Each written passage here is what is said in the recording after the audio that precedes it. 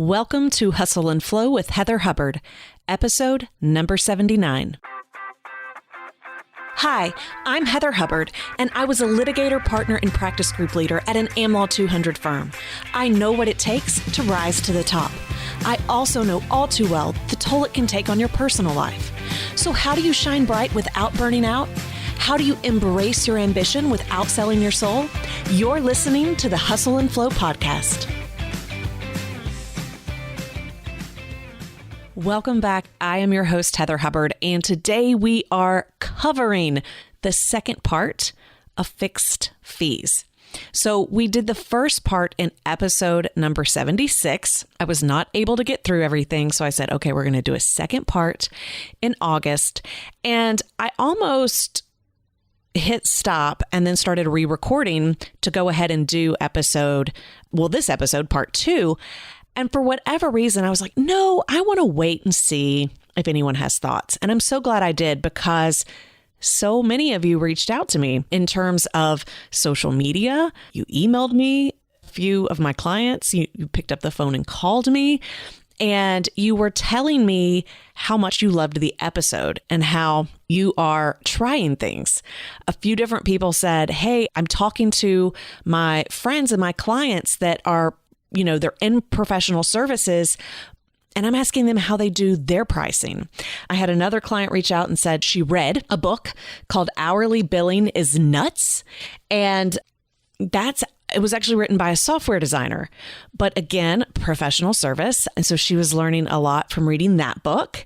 And I had others reach out and say, I went ahead and just did my first fixed fee ever. So it really got people excited. And then some of you said, hey, can you cover this on part 2? And you sent me some great questions. I don't know if I can get through them all today, but hopefully I can. But I'm so glad that I waited, because if I had gone ahead and recorded that, I wouldn't have received your feedback and your questions. So I'm so glad that this is an exciting topic for you. It sounds like it's given some of you some creative ideas and some hope, some excitement on how to shake up your law practices. So I'm excited about that. If you have no idea what I'm talking about, you're going to want to go back and listen to episode number 76 first. So I really cover the foundation there. One, on how not to approach fixed fees. And you may think, well, who cares? I just want to know how you do it. It really does factor into the analysis, and it's where most attorneys get tripped up. So you're going to want to listen to that. And then I also talked about how you can go ahead and start considering the value of your services in terms of how a client sees your worth, as opposed to the value in terms of the hourly billing rate. So you can go back and listen to episode number 76 to learn about that. Assuming you've listened to that episode, or you've now rejoined us, let's talk about how you actually begin to price. First and foremost, know this: there is not a formula that you can use. Now, people may tell you they have a formula that you can use where you just plug in certain numbers and it just spits out the most beautiful fixed fee you've ever seen. But that's not my experience. And I think if you're using a formula, it probably undermines the beauty and the value of the fixed fee. So it's an art, it's not a science, and it's going to require you to really get creative and get outside of your comfort zone. Because for most of us, we've only known the billable hour, and many of our clients have only really known the billable hour in terms of legal services. And so when we go to start trying to put these proposals and packages together, it can feel really wonky, and that's okay.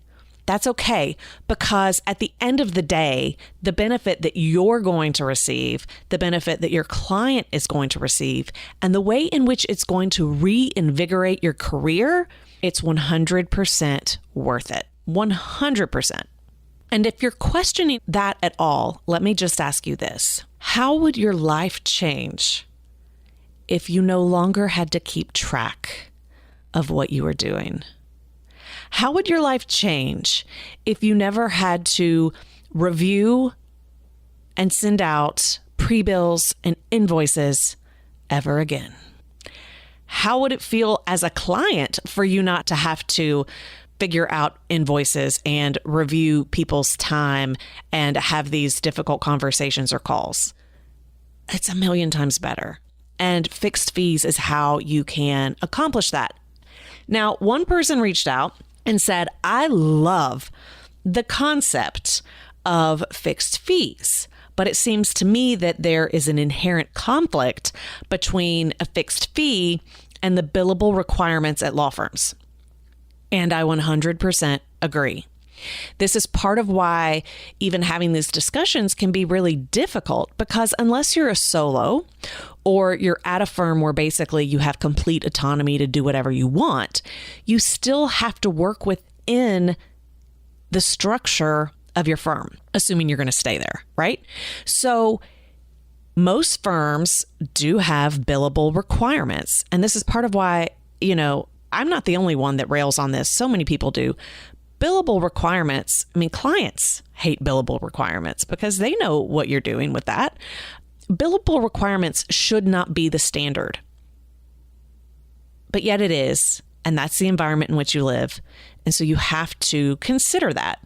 If you're in big law, you probably can't just come up with a fixed fee that, even if it makes sense for you and the client, is going to compensate you in the way that you need to. That's part of why when I was talking about in episode number 76, how, a lot of big law firms have pricing experts, like that's their full-time job. But I mentioned even they may not be that helpful if they're having to answer to an administration or a board who does not appreciate the fixed fee model such that it's still being compared to the billable hour. So I agree. This person had mentioned if you, like the way that most law firms work, and this is true, big law firms, if you're going to do a fixed fee, you still have to be able to submit like what the budget is on hours. So if you're billing if you bill more, right? Like if you bill more than what you otherwise would have been getting paid, the way that they handle it from an administrative perspective on the back end is it's considered a write-off. So you have a lower realization. They don't think it's as profitable and they're not happy that you're doing that work. And this person didn't mention this, but I've seen it happen. The other part of that is if you have a flat fee and you actually come in under the time, the attorneys don't get higher realization because it's more or less a windfall to the firm. So as an attorney, you can get a ding if you go over, but if you go under, you only still get the credit for what you did, and then the overage is just, it kind of like goes into a big pot. And that's just, again, all how your law firm looks at it. So my point in this is just, it's complicated. And if you're at a firm who's not willing to work with you and be creative and, compensate you accordingly, two things. One is, sure, you can absolutely just throw fixed fee out the window because it's may not work for you. Two, you can go find a firm that does appreciate that. And there are bigger firms that are open to that. Or three, you go pitch it to your firm and ask that you be, reviewed in a certain way. So for example, maybe you're pitching that your billable hour is not going to be tracked, that it's just going to be your revenue. And maybe it's a higher revenue marker than it would be if you had collected your entire billables at your hourly rate. And that's what you're going to be compared to. And that puts some risk on you, but it gives you more leverage when you're trying to pitch that kind of proposal. Now, maybe you've got a really adventurous and innovative practice group and you're all willing to go in on that together. Your administration and board still has to approve that, but I wouldn't just give up. I would try to figure out how to make it work, because I truly think it's the innovators and the people that are going to push on these issues that will completely transform law firms, which at the end of the day, completely transforms what it looks like to be a lawyer. And perhaps we can be happy again. Okay. So with that, I do want you to know, I'm not saying this is perfect for everyone, and I'm not saying it's easy, but I think it's worth the pursuit of trying it on for size. Okay, so when you're pricing, here are the factors that you want to consider. As I already said in the first episode, you really do want to look at the benefits that the client is going to receive. What are their results, right? So we've already discussed that, but here are some other things that you might want to consider when you're putting together what I would call your proposal or your package. And the first is how much time it's going to take. Now, you might think, well, isn't that comparing it to the hourly rate? No, because we're not doing that calculation. I do want you to consider, though, how much time is it going to take? Whether that's you, whether it's your staff, whether it's other attorneys, how much time overall? If this is something that you can systematize and you know that you can do certain things like just in an hour or two, you probably aren't going to charge as much as something that's going to take, months, if not over a year to complete. The next is energy. How much energy is it going to take? And time is different than energy, and that's totally based on your personality, and that includes your firm's personality. So your culture, if taking on a certain project and doing certain things really brings down the energy of your group, then you need to be charging more. So part of the beauty of a fixed fee is it forces you to identify and articulate your ideal client, so that when you go to price something, it's going to be a lot more expensive to take on the cases and the matters that you know are not a good fit to begin with. Like, it's going to force you to be a better lawyer and a better business person. So one person, they reached out and said that they read a book by a software developer called, Hourly Billing is Nuts. And there's a website on it, hourlybillingisnuts.com. And I agree. But I took a look at it, and one of his points was that when you are working hourly, there is no incentive to get better at what you do. There is zero incentive to get better. And when you're doing a fixed fee like this, it totally forces you to look at everything from a different perspective. If you're only billing by the hour, you're getting paid no matter what. You can be a terrible lawyer and provide terrible results, and you still get paid at the end of the day. I think that's outrageous. I actually think it could be borderline unethical. And yet that's the industry that we've built. There is zero incentive to get better, not just at your craft, not just at how to get better results, but also in terms of, being better business people, being better managers and bosses. What would it look like if you were like, we really want this type of client, and we want our employees to be happy and enjoy what they do.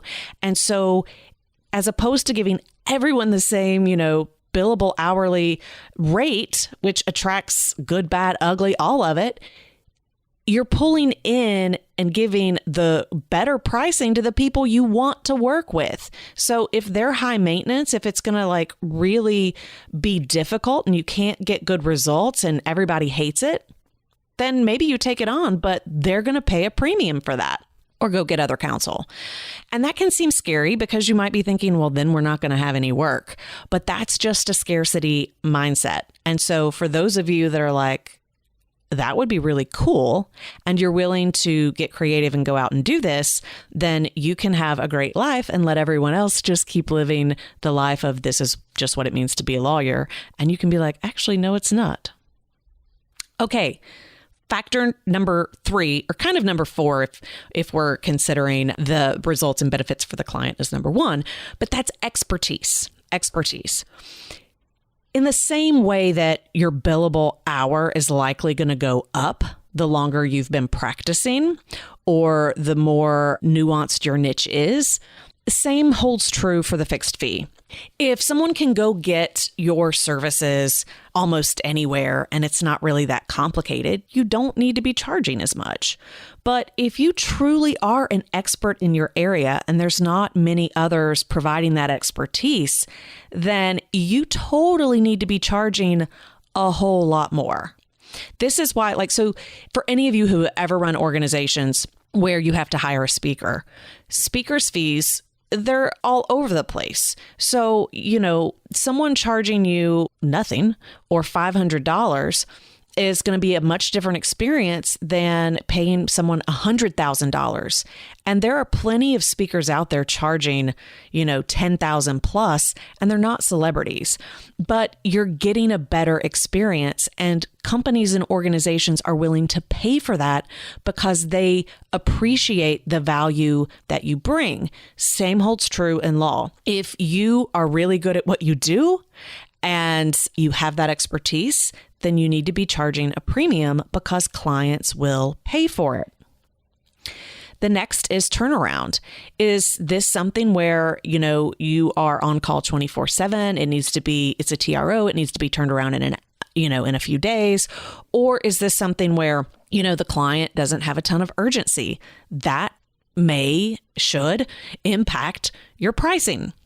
Obviously, expenses, we talked about this a little bit in episode 76, but if you're going to have expenses that you're not charging the client, that's not just standard overhead, like if it's more of a cost of goods sold or services sold, then you want to obviously build that in. So for example, if you are doing something that has, administrative fees or other filing fees, but you're handling all of that within the fixed fee, clearly keep that in mind.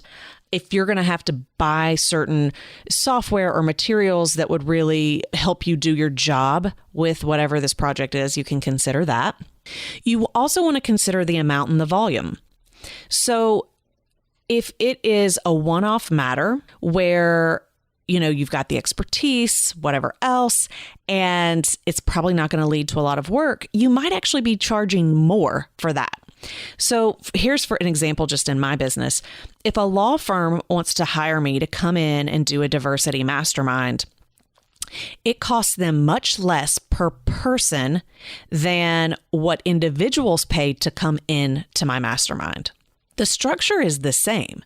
It's built the same, but it's two different prices. So if you're an individual joining, that's one price.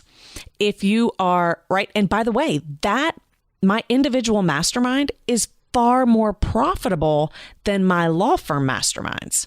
It takes the exact same amount of time, energy, cost. Well, not on cost, but it's mostly the same. But it's much cheaper per person if a law firm does it. And the reason why, for me, when I'm pricing things, law firms, one, you've got a likelihood of future engagements, more so than with individuals, and it's larger engagements. And two, the admin behind that, the marketing and the sales behind that. It's much easier to go in and sell to one person and fill up an entire group and only have one person as, the person that you're really reporting to and talking to. That is far easier than me going out to market and sell and enroll a lot of different individuals that I then have to support from a customer service perspective. And so I'm willing to charge less on that. It's not really a volume discount necessarily, right? So I'm not saying, well, here's my hourly rate, but I'll discount it on this. That's just a factor. So again, if you think that you can get a higher volume, you might not charge as much. And then this is a little bit different, but I already mentioned it. It's the likelihood of future engagements. So if you've got someone or a company where you can probably get more work out of it, then you might not charge as much. And again, I'm not saying that it is a loss leader. I'm just saying when you're pricing it, you want to look at the entire picture, not just in a one-off perspective. Now, you may be saying this sounds great and good, but you have yet to tell me how I'm actually pricing this. I know these factors, but how am I actually pricing this? Okay, if you are just getting started, what you want to consider first and foremost is what your clients think about it, what your prospective clients think about it. And oftentimes I see clients want to go in and talk to in-house counsel to say, well, what do you think about fixed fees? What if we did it like this? Where which is great. I mean, it's a good start, but it's probably not the best approach.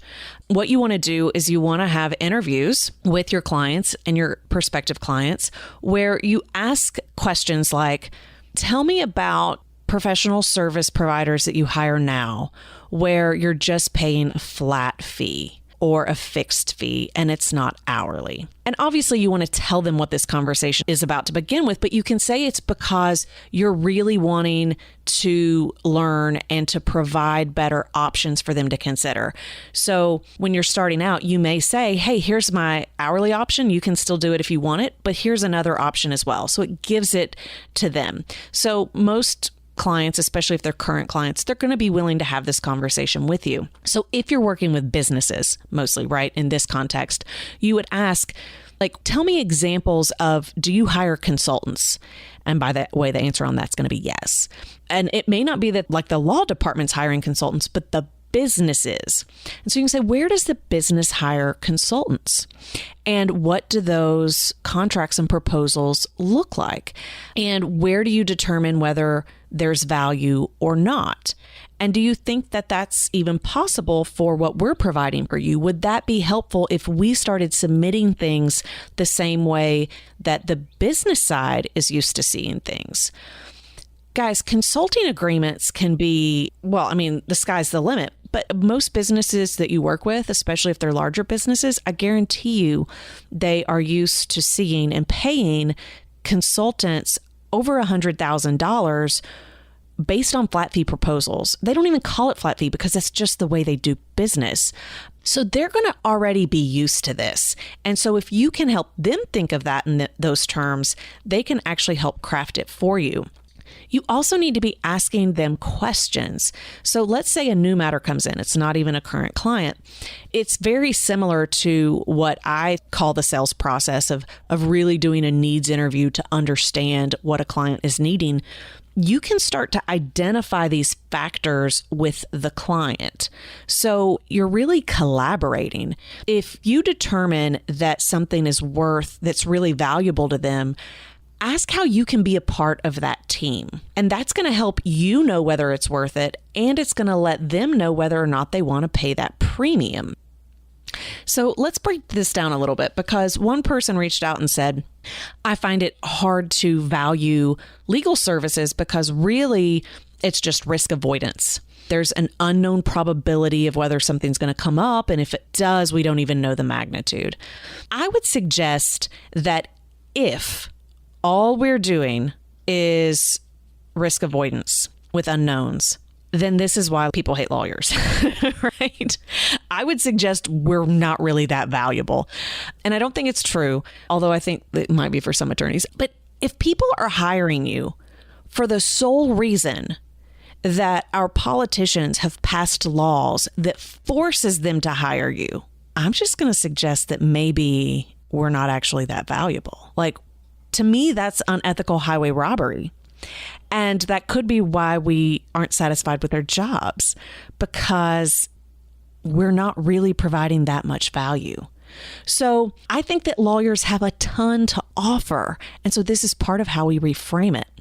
If you have nothing to offer other than to minimize a potential risk, then I really want you to start thinking about and documenting how you can do more than that. How you can be a true business partner, how you can make someone's life easier.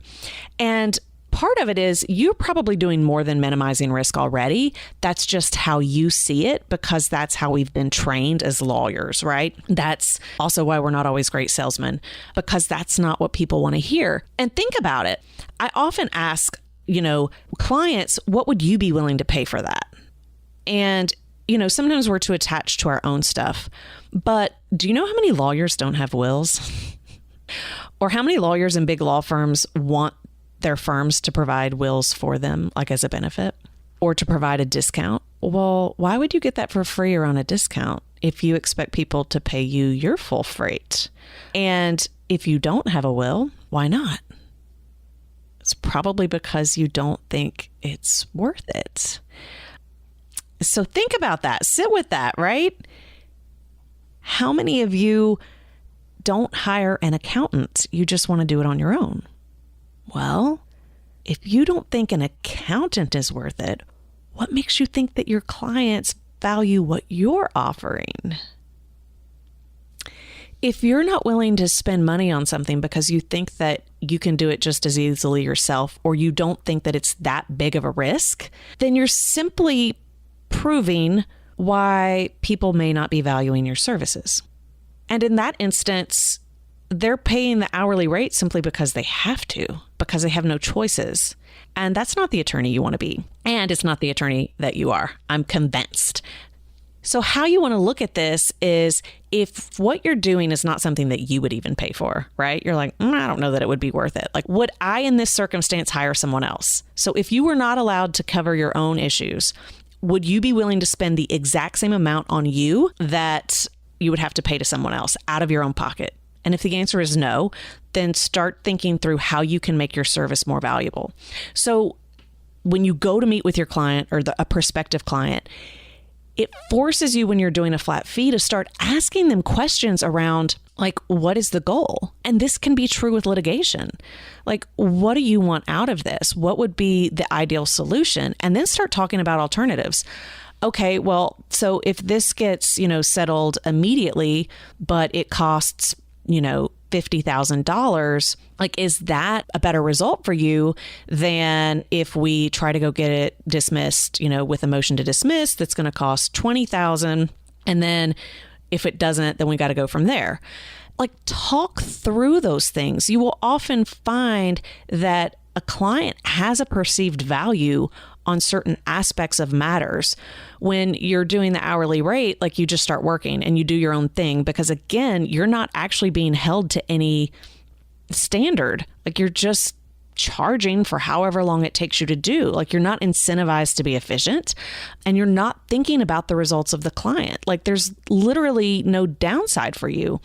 And so when you're working with the client to collaborate and really think through what they need and what they want, and start talking to them, whether it's an individual, about their larger life goals, or with a company and the way it fits, knowing how that case fits into the rest of the culture, it's going to allow you to do the fixed fee because you see what it's worth to them, and it's a win-win for both parties.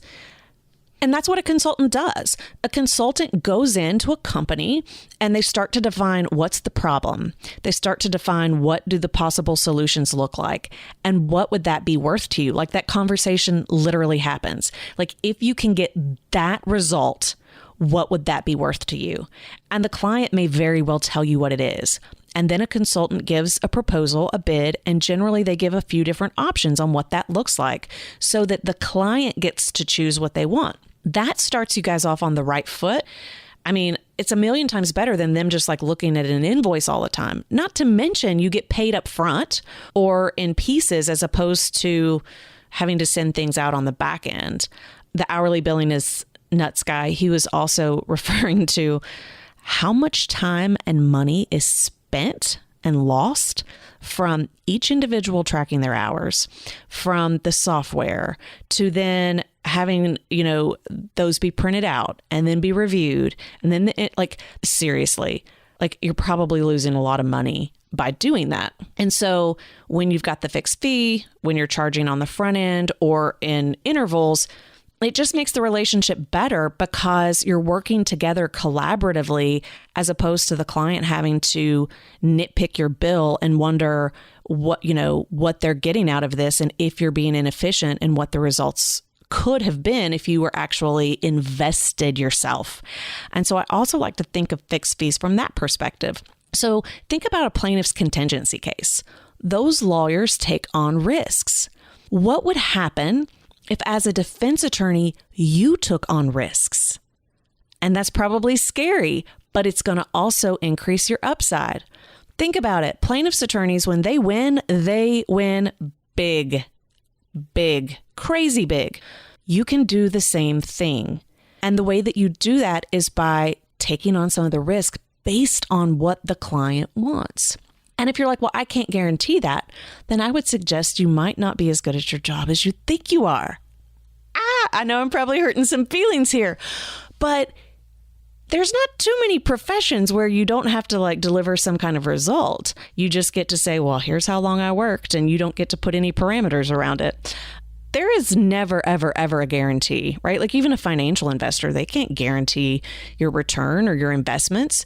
But if they're good at what they do, they're going to be willing to take on some of that risk themselves. And that's part of, the fees that they get. They're willing to put their money where their mouth is. And attorneys, for the most part, don't do that, but you can get upside if you're willing to. So think about litigation. If the goal is to get out with minimal discovery, and the goal is to settle something, or maybe the goal is to establish case law, because you know the law better than anyone else, right? You're a really great attorney, and it's going to force you to become an even better attorney, even more skilled and even more crafted when you say, here's what I think those chances are. And so it's like, okay, well, if I can get you out on a motion to dismiss, and I think I can, will you pay me X? And they'll be like, yeah, I'll pay you that flat fee. So it doesn't have to be all clear on the front end. You can have these variables of if this happens, you pay this. If this happens, you pay this. And it's a way to really get both parties involved with identifying, one, the goals, but two, really pricing out what things are worth. And I see that we are already really pushing time. Oh my goodness, we're totally going to just have to keep covering this topic. But briefly, just a few other ideas. So like when you're doing builders, like if for anyone that's ever done like a house remodel or doing your house yourself, they either guarantee the price, right? It's a flat fee, but again, you've got a scope. That's key. Or they do cost plus. You could do a very similar proposal. It's cost plus. So you'll get this rate plus a percentage, which basically is zero risk for the builder, which is the same as an attorney doing just hourly. I mean, basically there's no plus. It's just, here's the cost and I have zero risk involved. Or you can do the guaranteed rate. And the crazy thing, most builders always do the guaranteed rate because if they give that to the client would rather have a guaranteed cost where all of the risk is on the builder than doing the cost plus. Even if potentially they could save money, they don't want to worry about it. They actually want to minimize their risk by paying you that guaranteed flat fee, even if they know it's going to, likely be more, but it forces you to do your job well by really thinking through what that's going to look like and really defining the scope. So that's just another example that you might want to think about. All right. So I think I'm going to have to wrap this up given where we are on time. But I hope I've given you some new ideas. And I will say one person asked if I could talk about subscription billing, which is a little bit different than just like a fixed fee proposal. So maybe we'll do another episode on that because we certainly don't have time. And I think that those considerations are actually quite a bit different. All right. Whew, that was a lot. I hope you got a lot of value out of that. And I'm assuming that you're going to continue to have questions and thoughts. So keep them coming. Reach out to me, let me know, and maybe we will do another episode. Have a great day, and I'll see you next week. For show notes, downloads, and other free resources, and to keep the conversation going, head on over to hustleandflowpodcast.com. See you there.